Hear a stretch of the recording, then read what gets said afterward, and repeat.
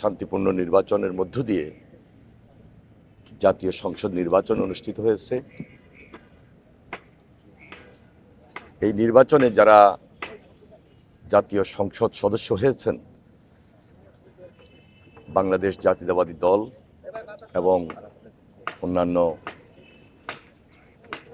জোটের শরিক বৃন্দ আগামীকাল সকাল 9:30টায় আমরা সেই শপথ গ্রহণ অনুষ্ঠানে যোগ দেব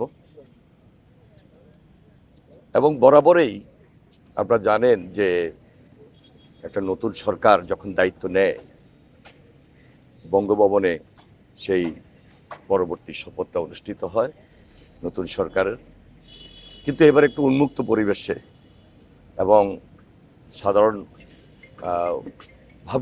সাধারণ মানুষের সামনেই জাতীয় সংসদের দক্ষিণ প্লাজায় এই শপথ অনুষ্ঠানটি অনুষ্ঠিত হবে।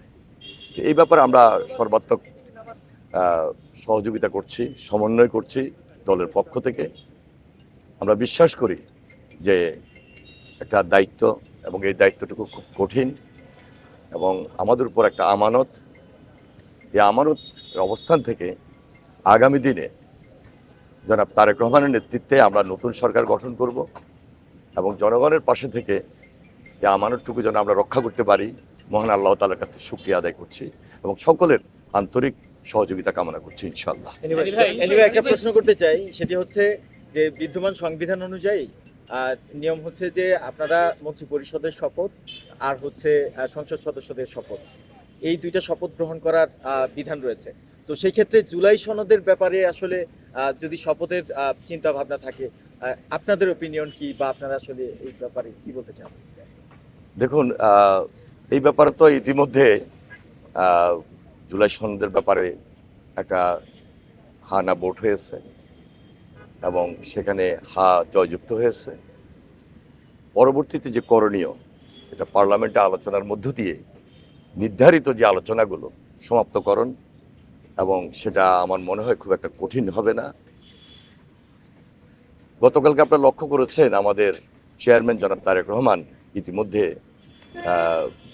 বিরোধী দলের যারা রয়েছেন তাদের সঙ্গে আলোচনা করেছেন, একটা সৌজন্য সাক্ষাৎ।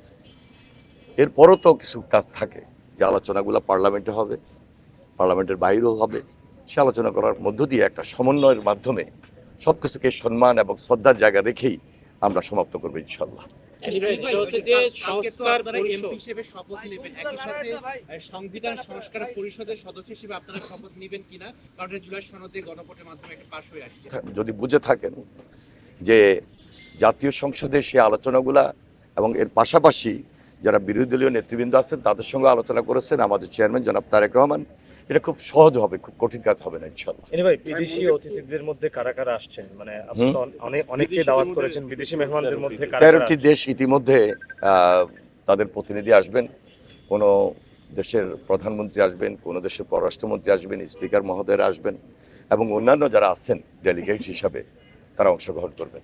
আরেকটা বিষয়, যে দীর্ঘ ফেসিবাদ বিরোধী আন্দোলনে ছিলেন আপনারা, এই যে দীর্ঘ ত্যাগ তিতিক্ষা আপনাদের, সেই জায়গায় আপনাদের সরকার বাংলাদেশের মানুষের আকাঙ্ক্ষা বাস্তবায়ন করতে পারবে না, মানুষের কিন্তু প্রত্যাশা অনেক। আমরা শহীদ পরিবারদের প্রতি গভীর শ্রদ্ধা নিবেদন করছি।